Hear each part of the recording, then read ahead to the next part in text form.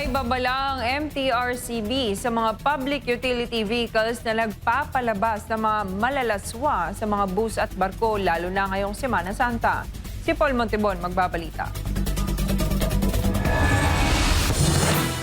Dahil sa inaasahang pagdagsa ng mga biyahero ngayong Semana Santa, naglabas ng mahigpit na paalala ang Movie and Television Review and Classification Board o MTRCB. Binalaan ng ahensya ang mga operator ng bus, barko at iba pang common carriers laban sa pagpapalabas ng mga malalaswang pelikula o material. Ayon sa MTRCB, tanging mga pelikulang may G at PG ratings lamang ang maaaring ipalabas habang bumibiyahe. Layunin nitong maprotektahan ang mga pasahero, lalo na ang mga minor de edad.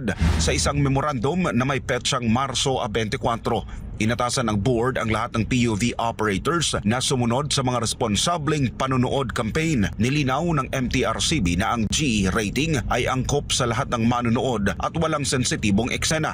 Samantala ang PG rating ay nangangailangan ng gabay ng magulang dahil maaring may temang hindi angkop sa bata. Binigyan diin ng ahensya na mahalagang maging ligtas at angkop ang napapanood ng mga pasahero sa loob ng sasakyan, lalo na ngayong sabay-sabay buwibiyahe ang mga pamilya para sa mahal na araw. Upang tiyakin naman ang pagsunod, patuloy ang isinasagawang sorpresang inspeksyon ng monitoring team ng MTRCB sa mga terminal. Nagbabala ang ahensya na ang mahuhuling lalabag ay maaaring patawan ng multa, suspensyon o kanselasyon ng permit to operate. Nakiisa rin si Chair Lala Soto sa paggunita ng mahal na araw.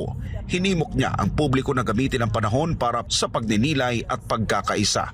Para sa Diyos at sa Pilipinas, kung mahal, nag-uulat Paul Montebon, SMNI News. Nag-deploy ang PNP Highway Patrol Group ng kanilang mga tauhan sa iba't ibang pangunahing lugar sa bansa upang tiyakin ang ligtas at maayos na paggunita ng Semana Santa. Si Naomi Perez sa balita.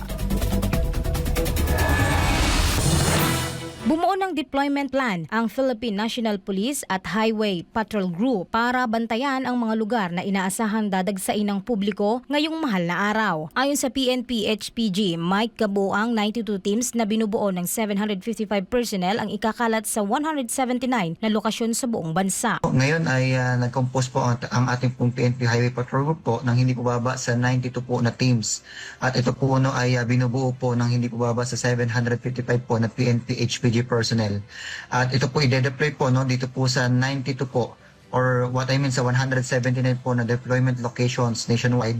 Kabilang sa mahigpit na babantayan ang mga entry at exit points ng mga simbahan, pati na rin ang mga rotonda at transport terminals. Sa pakikipag-ugnayan sa LTFRB at LTO, tututukan din ang mga colorum at overloaded na sasakyan sa pamamagitan ng mobile patrols at checkpoints. Pero sa ngayon, ay isa rin po yan sa hinahagip at kasama na rin po sa ating pong mandato at operation in line and in collaboration with the LTFRB and LTO na kung saan yung mga overloading or paggamit po ng mga kolorum po ng mga sasakyan na tingin po namin gagawin po or aabusuhin po ng mga ilang individual para makatakas at gamitin po itong season po nito. Well, hindi po yan palalagpasin po ng inyong pong PNP HPG sa ngayon and through the conduct of our mobile or police visibility patrols and ito nga mga nilatag po natin ng mga checkpoints ay isa po yan sa magiging operation po ng inyong pong PNP Highway Patrol Group.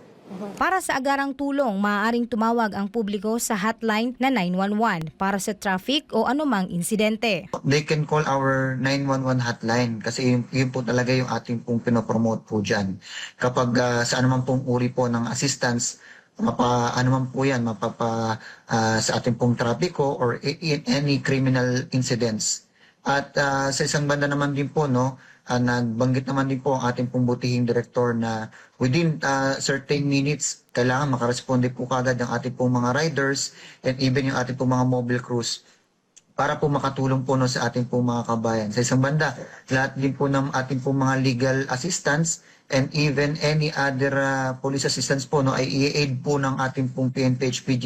Lalo tigit ang usapin po ay patungkol po sa ating pong mga kalsadahan. Patuloy ang paalala ng otoridad sa publiko na sumunod sa batas trapiko at manatiling alerto upang maging ligtas ang biyahe ngayong Semana Santa. Para sa Diyos at sa Pilipinas kung mahal, nag-uulat na Naomi Perez, SMNI News.